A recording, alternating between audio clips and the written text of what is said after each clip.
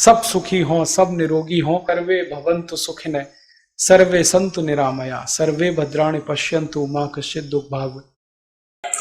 ये चूना बहुत अच्छी दवा है हमारे घर के उन सब बच्चों के लिए जिनकी लंबाई नहीं बढ़ रही है। अगर ऐसे बच्चे आपके घर में हैं जिनके बारे में आपको लगता है कि लंबाई नहीं बढ़ रही है, इनको नियमित चूना खिला दीजिए, गेहूं के दाने के बराबर साल भर खिला दीजिए, लंबाई बहुत बढ़ेगी। जो घर में ऐसे बच्चे हैं जिनकी बुद्धि कम है, मतिमंद बच्चे जिनको हम कहते हैं, मेंटली रिटार्डेड, उन सब बच्चों की सबसे अच्छी दवा ये चूना।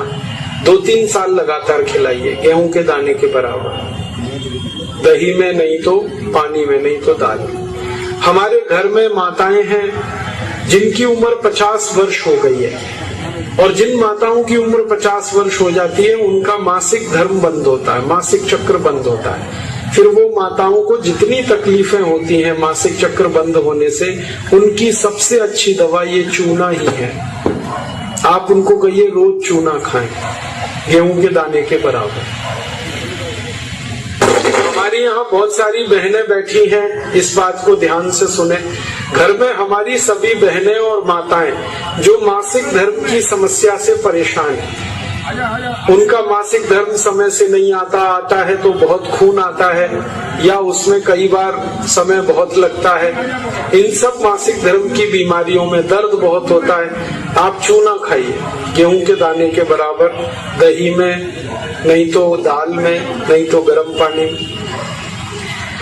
ये जो चूना है ना, ये बहुत अद्भुत दवा है उन सभी मरीजों के लिए जिनको पीलिया होता रहता है, अक्सर जॉन्डिस। जिनको भी जॉन्डिस होता है उनको आप गन्ने के रस में गेहूं के दाने के बराबर चूना मिला के दीजिए। आधा गिलास गन्ने का रस, गेहूं के दाने के बराबर चूना, बहुत जल्दी पीलिया ठीक होगा और बार बार पीलिया होना बंद होगा।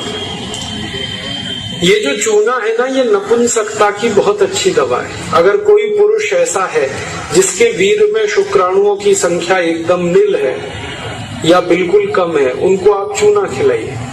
2-3 साल चूना दीजिए उनको गन्ने के रस में, वीर्य में शुक्राणुओं की संख्या बढ़ेगी। ऐसी कई माताएं जिनके शरीर में अंडे नहीं बनते, ओव्यूलेशन का उनका गड़बड़ी है, उनको आप चूना खिलाइए, बहुत जल्दी उनकी बीमारी ठीक होगी। ये जो चूना है ना, आपके रीढ़ की हड्डी में कहीं कोई तकलीफ आ जाए, जैसे कई बार रीढ़ की हड्डी का जो लंबर रीजन है, इसमें गैप आ जाता है, L1, L2, L3, L4 के बीच में गैप आ जाता है, इसको ठीक करने की ताकत चूने में ही है। चूना खाइए। कभी हड्डी क्रैक हो जाए तो हड्डी को जोड़ने की सबसे ज्यादा ताकत चूने में, चूना खाइए।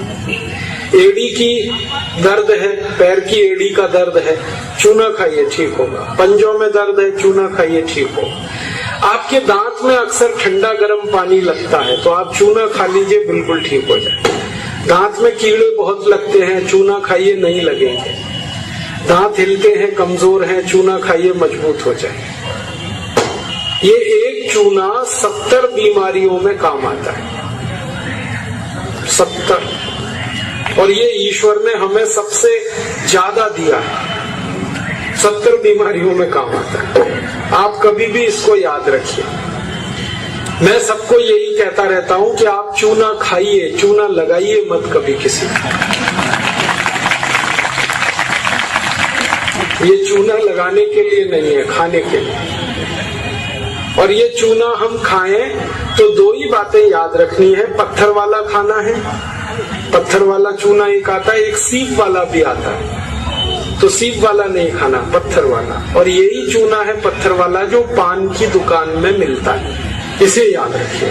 बस एक ही व्यक्ति चूना ना खाए, एक सावधानी है इसमें।